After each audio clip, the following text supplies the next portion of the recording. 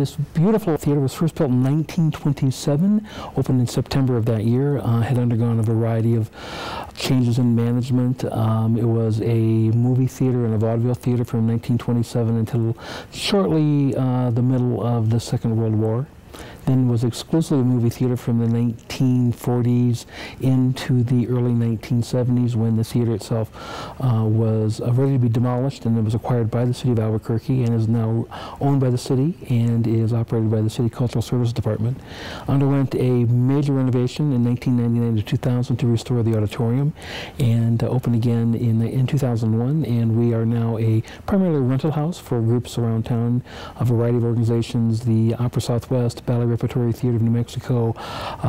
We have New Mexico Young Actors performs here.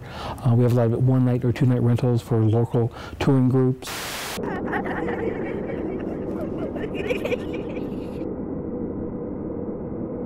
On August 2nd, 1951, a young boy named Bobby Darnell, who was 6 years old, was here at the KiMo watching a movie.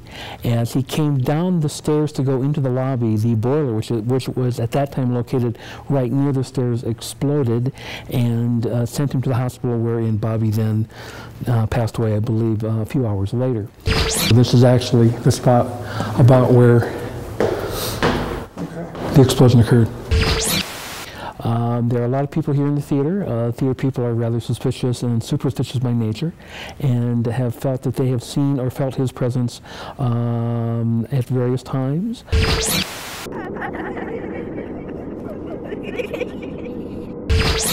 There have been productions that have gone very poorly because people have not taken the time to make their gift. The tradition here at the KiMo now is that we have a shrine where performers are asked to give a gift and make a little memento to Bobby to ensure that their production runs smoothly.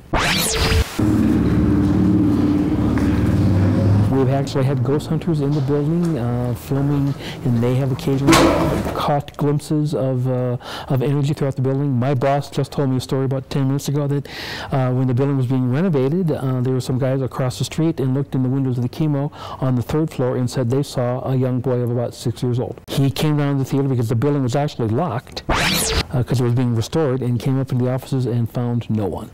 There was a production of A Christmas Carol by a group many years ago that they used to hang donuts on the back wall in memory of Bobby, and this particular production wanted to have the back wall, so they removed the donuts and just threw them away, and the entire run had problem after problem after problem. So as I said, we don't force anyone to bring something to the shrine, but if you want to, you're encouraged to do so.